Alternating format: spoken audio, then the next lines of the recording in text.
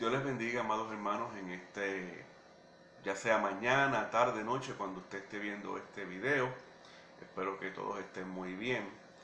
Hoy vamos a continuar con la lección número 22 del expositor, que lleva por título Firmes en Cristo. Y la base aparece en la primera epístola del apóstol Pablo a los Tesalonicenses, capítulo 2, los versos 13 hasta el capítulo 3, versículo 13. Le doy unos segunditos si usted quiere para que busque su Biblia, algo donde tomar los apuntes. Le refresco mientras tanto lo que hablamos algo de la semana pasada. La ciudad de Tesalónica, una ciudad muy importante, tenía un puerto extraordinario, así que había mucho intercambio tanto de pasajeros como de mercancía. Y allí el apóstol Pablo, en su segundo viaje misionero, establece esta iglesia, una iglesia compuesta en su inmensa mayoría por gentiles. Y como dato curioso, había muchas mujeres también en esta iglesia. Aunque Pablo estuvo muy poco tiempo allí, eh, pero realmente fue de mucho impacto, tuvo que salir de allí prácticamente huyendo. Eso usted lo lee en el capítulo 17 del libro de los Hechos. Y cuando Pablo sale, pues siente la preocupación, ¿verdad? El pasar el tiempo de cómo estarán los hermanos, cómo estará la iglesia. Así que envía a Timoteo y a Silas, pues, para que le traigan un informe. Eventualmente ellos regresan con un informe muy positivo. A pesar de la persecución que estaba habiendo allí, la iglesia seguía firme y creciendo. Y entonces el apóstol Pablo les escribe esta primera carta. Esta primera carta está llena de alabanzas a esta iglesia por su esfuerzo, reconocimiento por su trabajo, pero también hay ciertas cositas que el apóstol Pablo también quiere ajustar, ¿verdad? Y perfeccionar en ello. Para algunas de esas cosas las vamos a ver en el día de hoy. Así que si ya usted ¿verdad? Buscó su Biblia, pues entonces podemos ya comenzar con la lectura.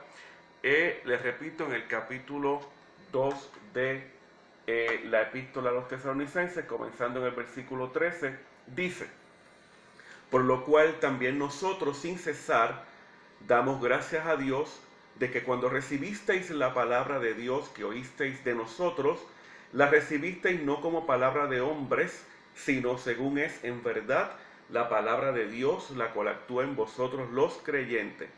Así que Pablo continúa con la defensa de su ministerio que vimos en la lección anterior. Y el apóstol dice, mire, ustedes son el mejor testigo de que la palabra, el mensaje que yo les traje, no es un mensaje meramente de hombre, con una filosofía bonita, que suena bien, pero al final hueca. No. Ustedes, cómo su vida ha cambiado, su vida ha sido transformada, es la mejor evidencia de que la palabra que les he traído, el mensaje, es uno poderoso, lleno del Espíritu Santo. Así que aquellos que están murmurando y que están hablando mal acerca de mi ministerio, dice Pablo, no se dejen influenciar por esos instigadores. Por el contrario, esos instigadores podrán decir que lo que ellos hablan cambia la vida de la gente. Evidentemente la respuesta es que no. El poder de las palabras de Pablo, su mensaje no radica en él. No es que Pablo sea un buen orador, no es en eso.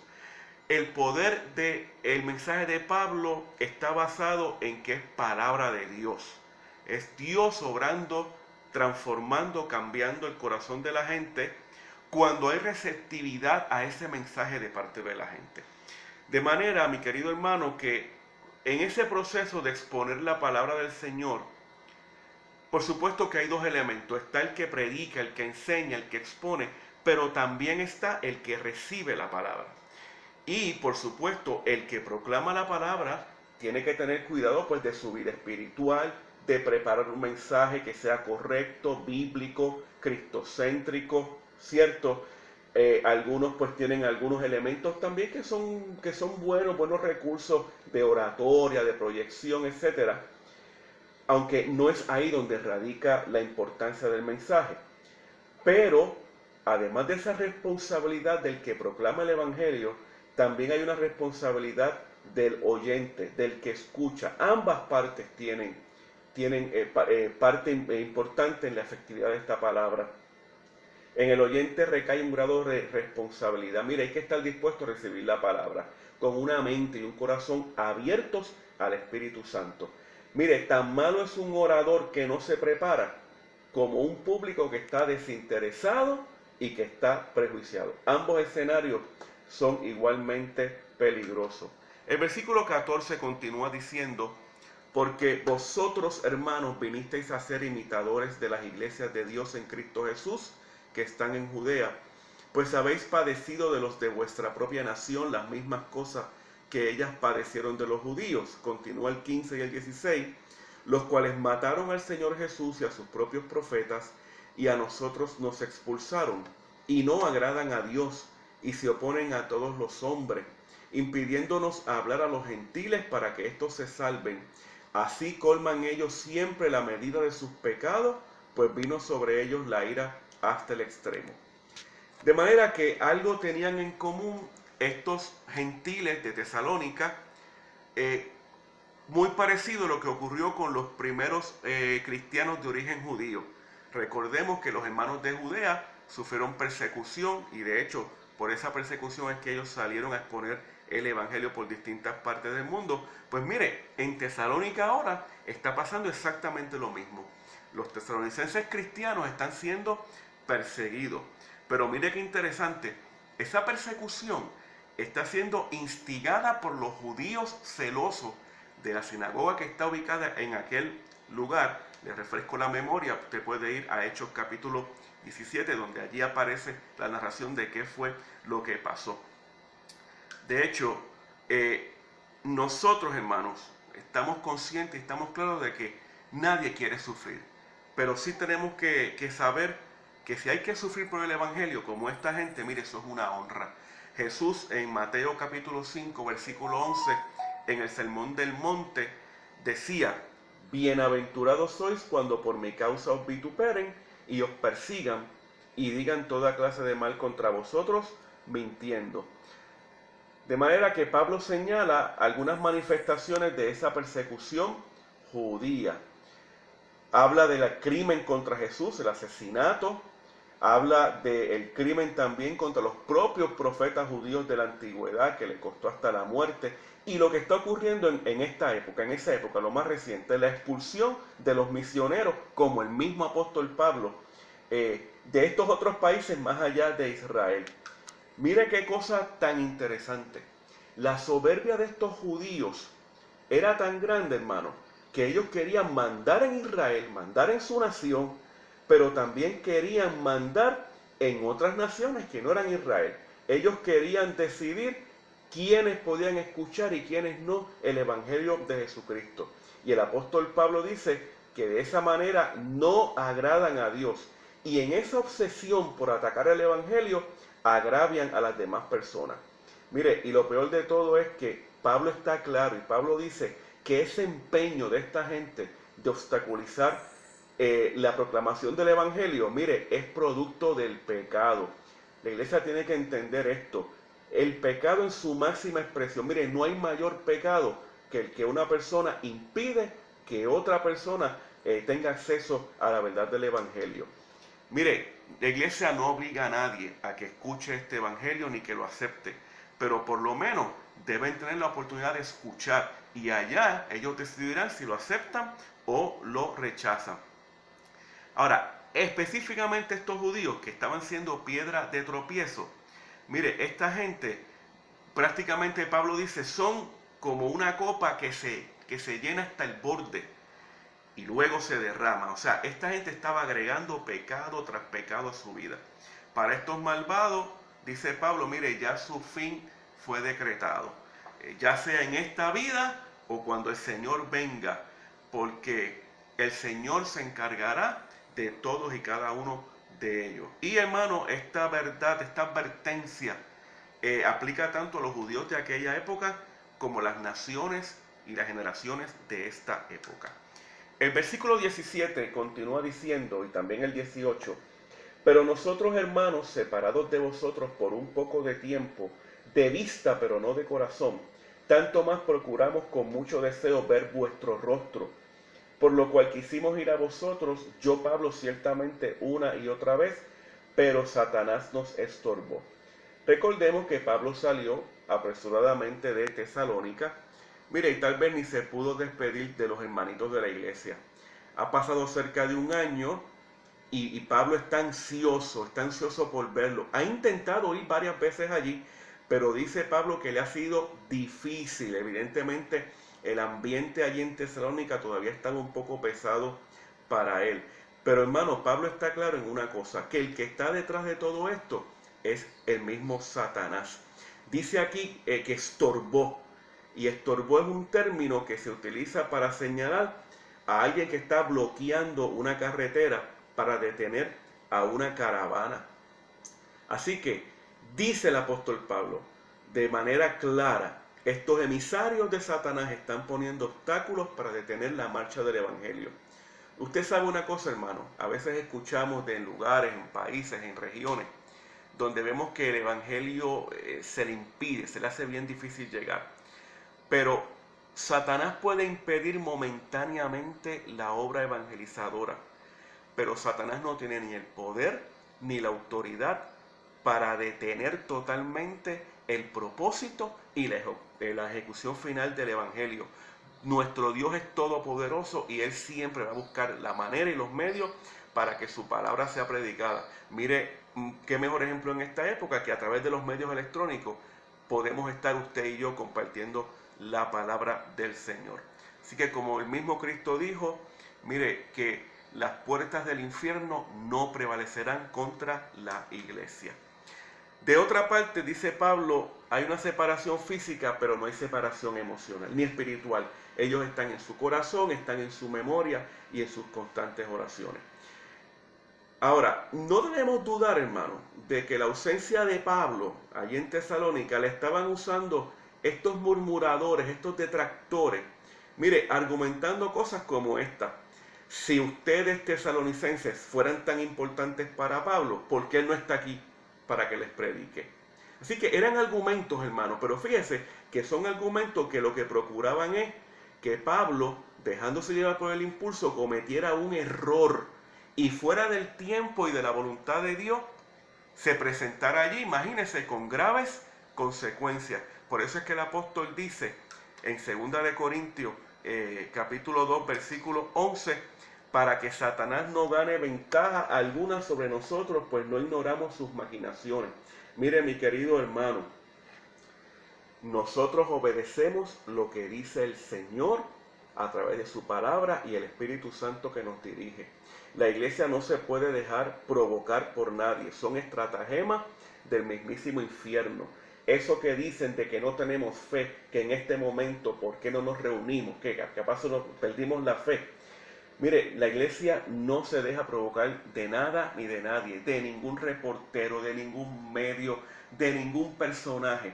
Nosotros nos dirigimos exclusivamente por el Espíritu Santo y la palabra. Como dijo el mismo Cristo, nosotros tenemos que ser mansos como paloma, pero astutos como serpiente. Así que usted no se deje provocar en las redes sociales para que contestemos y a veces de una forma que no, bastante inapropiada. No, nosotros oramos y nosotros utilizamos de la sabiduría que el Señor nos ha dado. El versículo 19 continúa diciendo, porque ¿cuál es nuestra esperanza o gozo o corona de que me gloríe? ¿No lo sois vosotros delante de nuestro Señor Jesucristo en su venida? Vosotros sois nuestra gloria y gozo. De manera que el apóstol Pablo, para despejar cualquier duda sobre su verdadero compromiso con esta iglesia y para combatir el argumento mentiroso de esa gente que estaba acusando a Pablo de un falso amor porque no había ido a verlo, pues mire, Pablo utiliza una figura muy interesante de los juegos griegos. El término aquí corona, estéfano, se refiere no a la corona que usaban los reyes, sino a la corona, a la guirnalda de flores que se le ponía al vencedor de los Juegos Olímpicos. Pablo dice, mire, ustedes son mi diadema, ustedes son mi señal de triunfo. Yo no espero riqueza, yo no espero cumplir con mis ambiciones personales. Ustedes son mi mayor recompensa. Verlos a ustedes soportando la tribulación, soportando la persecución, pero firmes en el Señor, esa realmente es mi verdadera recompensa, verlos a ustedes reinando con Cristo en su venida. Vamos entonces al capítulo 3 de esta primera epístola a los tesalonicenses.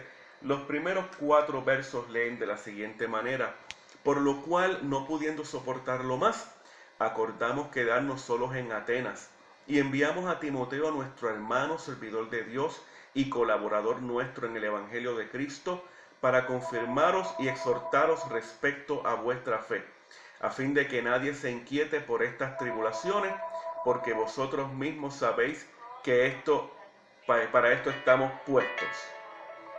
Bueno, estamos en vivo, así que me están sonando aquí los teléfonos, pero vamos a esperar que terminen de sonar un momentito para continuar con la lección. Ya mismito vamos a continuar. Perdónenme un segundito, ¿verdad? Y ya mismo continuamos. Seguimos. Mire, Pablo decide permanecer en Atenas y enviar a Timoteo de vuelta a Tesalónica con 3 propósitos. En primer lugar, confirmar, afianzar, reforzarlos a ellos en la fe. Exhortarles, quiere decir darles ánimo. Y por otra parte, evitar el desánimo, evitar la confusión, la intranquilidad por el proceso de persecución que están pasando ellos y que el mismo Pablo también está pasando. Mire, a nadie le debería tomar por sorpresa esto que está pasando, porque Pablo lo había dicho en varias ocasiones mientras estuvo con ellos. Ya él lo había experimentado en otros lugares, así que, pues mire, no le va a tomar por sorpresa si Pablo había pasado cárcel, que lo habían apedreado, lo habían latigado. Así que él sabía lo que era sufrir por la causa de Cristo. Pablo da por sentado el sufrir por Cristo. Él no lo glorifica, no lo provoca. Ahora, en esto tenemos también que ser claros, mis queridos hermanos. El sufrimiento no es señal necesariamente de que haya mucha fe o que haya poca fe. El que alaba su padecer como señal de espiritualidad o que espiritual yo soy, mira que mucho sufro, puede que esté equivocado. Pero también aquel que dice, tú que te pasas sufriendo, es que tú careces de fe, también está mal. Dios no se complace en vernos sufrir, ni procura que suframos. Más bien, sí tenemos que entender que el sufrimiento, hermano, es una consecuencia natural de aquella persona que procura vivir en santidad en un mundo impío. Donde hay tinieblas y llega la luz, pues mire, siempre va a haber choque. El cristiano que procura conducirse de manera santa en todos los ámbitos de su vida, mire, tarde que temprano va a enfrentar la crítica y el oprobio de aquella gente que vive de espaldas a Dios.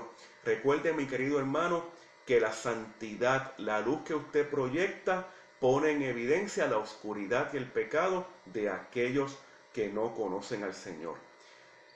Y aunque no procuramos sufrir, no seguimos el sufrimiento como una forma de purificación.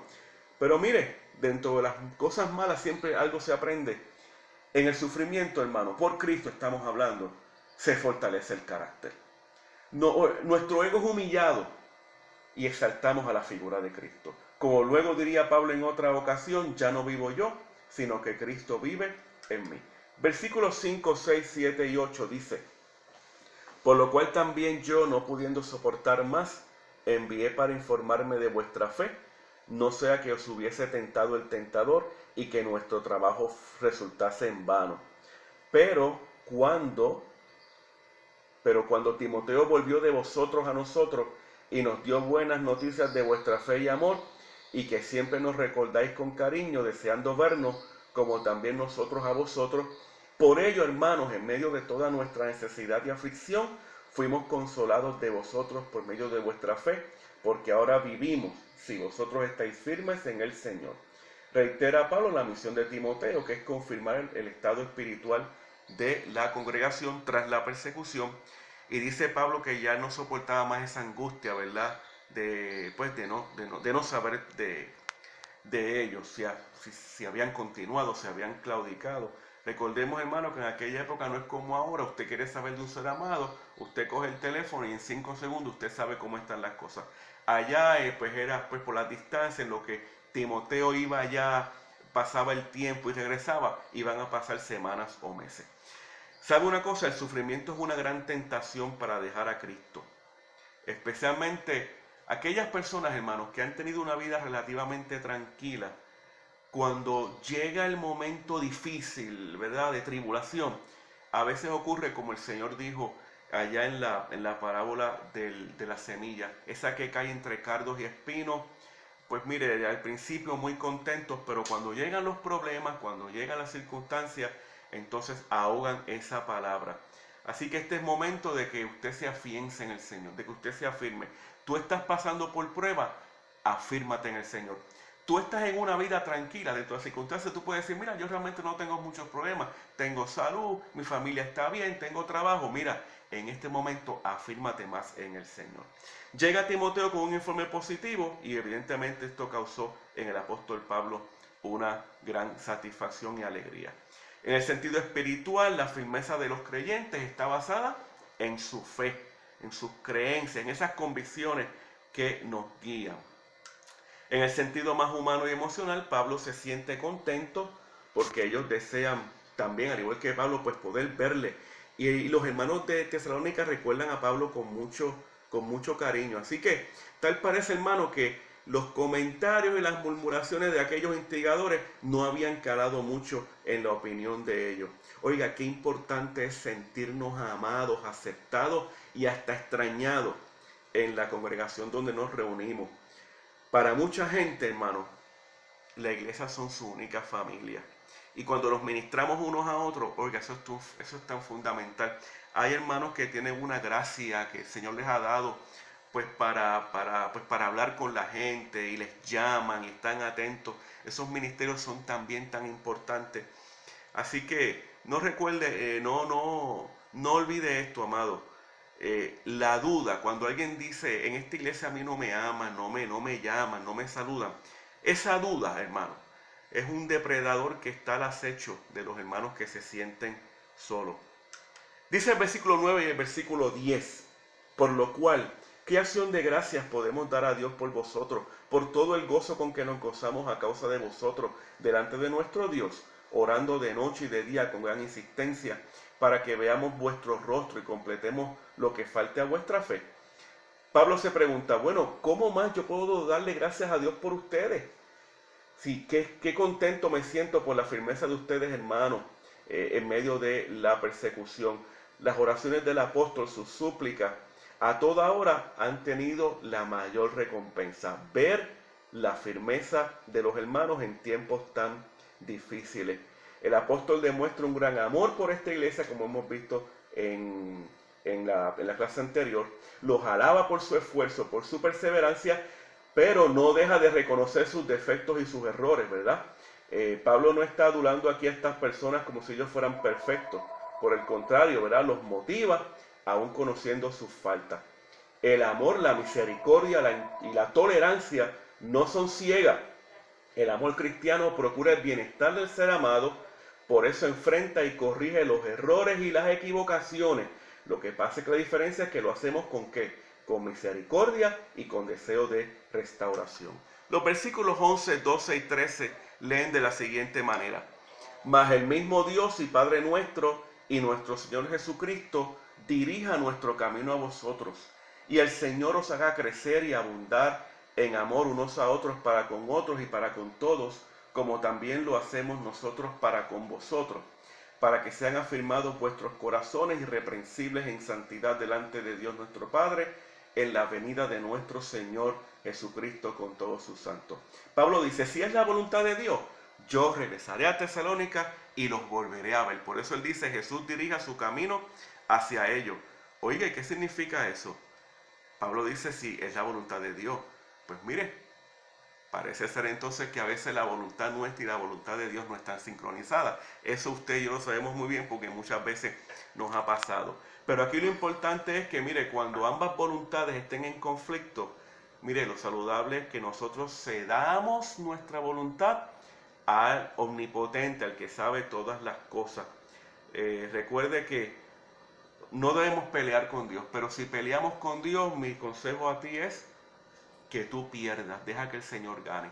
Si tú pierdes, tú ganas, pero si tú ganas en esa confrontación con Dios, realmente tú pierdes. ¿Y sabe qué? Que sí fue la voluntad del Señor que el apóstol Pablo volviera a verlo, según Hechos capítulo 20, versículos 1 y 2. Mire lo que dice. Después que cesó el alboroto, llamó Pablo a los discípulos y habiéndolos exhortados y abrazados, se despidió y salió para ir, ¿a dónde? A Macedonia, que es donde estaba Tesalónica. Y después de recorrer aquellas regiones y de soltarles con abundancia de palabras, llegó a Grecia. Así que qué bueno que él pudo ver otra vez a los hermanos. Hay una petición aquí para que el amor de ellos crezca. Primeramente entre ellos mismos, ¿verdad? Para combatir, mire, cualquier tirantez interna y también tener amor hacia los demás, ¿verdad? Los que no conocen al Señor, los que no son parte de la congregación. Finalmente, el apóstol prepara el ambiente, ¿verdad? Para los señalamientos próximos que él va a hacer en los próximos capítulos, especialmente el 4 y el 5. Por esto él ora para que los corazones sean afirmados, irreprensibles, en santidad. Mire, al creyente no se le pide meramente una manifestación exterior de santidad como hacían los fariseos, no. La santidad viene del interior de la persona y fluye de forma natural hacia afuera, especialmente en el trato con los demás. ¿Sabe una cosa? Que la santidad expulsa la corrupción, expulsa el pecado, expulsa las peleas entre los hermanos en la fe. Y sabe también que, hermano, bien importante, la santidad acepta la corrección del Espíritu Santo. Cuando el Espíritu Santo nos corrige, mira, corrígete, eso está mal. Oiga, y esa corrección del Espíritu también a veces viene a través de nuestros líderes, del pastor. Así que debemos estar, ¿verdad?, en humildad y en obediencia a escuchar también las enseñanzas y correcciones de nuestros líderes. Finalmente, déjeme culminar con las enseñanzas de la lección, ¿verdad?, un resumen. Primeramente, debemos decir que cuando se expone la palabra de Dios, hay una responsabilidad que es mutua. Responsabilidad tanto del que la predica como del que la escucha. Tan malo es un orador que no se prepara bien como a gente que realmente no le interesa lo que se está hablando. En segundo lugar, Satanás puede impedir de momento la obra evangelizadora, pero jamás él podrá impedir el propósito y la ejecución final del evangelio. Nuestro Señor es todopoderoso y siempre encontrará los medios para que su palabra sea predicada. El próximo, Dios no se complace en vernos sufrir ni procura que suframos, pero sabemos que es una consecuencia natural del piadoso que convive en un mundo impío. Mire, hermano, cuando usted procura conducirse de manera santa en todos los ámbitos de su vida, mire, tarde que temprano alguien le va a criticar y alguien le va a señalar, especialmente aquellos que viven de espalda a Dios. Tu santidad de vida pone en evidencia la iniquidad del pecador. De otra parte, en el sufrimiento por Cristo, cuando nos toque sufrir por el Evangelio, mire, hay crecimiento. Nuestro carácter se fortalece, humillamos nuestro ego y exaltamos la figura de Cristo. La próxima enseñanza, el sufrimiento es una gran tentación para dejar a Cristo, especialmente para aquellos que han vivido una vida relativamente tranquila, ¿verdad? Que no se han fogueado como otras personas que han pasado tantas cosas en su vida, enfermedades, problemas económicos, etcétera. Pero independientemente de que tú estés pasando por momentos difíciles o no, este es el momento de que tú te agarres del Señor. De otra parte, es importante sentirnos amados, aceptados y extrañados en la congregación donde nos reunimos. Así que haz la llamadita, haz el consejo, la palmadita a los hermanos, porque para mucha gente, especialmente nuestros hermanos que viven solos, la iglesia son la única familia que tienen. De otra parte, el amor, la misericordia y la tolerancia no son ciegas. El amor cristiano procura siempre el bienestar del ser amado, pero como ama, que enfrenta y corrige los errores y las equivocaciones. Lo que pasa es que lo hacemos con amor y con misericordia. Ningún padre que ama a su hijo, si lo ve que va por el mal camino, le va a decir siga hacia adelante. No, le va a llamar la atención y lo va a corregir porque quiere su bien. Las últimas dos enseñanzas. No siempre la voluntad humana y la de Dios están, mire, sincronizadas. Pero cuando tu voluntad y la del Señor estén en conflicto, lo saludable es que, mira, cede tu voluntad a la del Señor porque Él sabe todas las cosas. La última enseñanza es que la santidad viene del interior de la persona y fluye de manera natural hacia afuera, especialmente en el trato con los demás. La santidad expulsa la corrupción.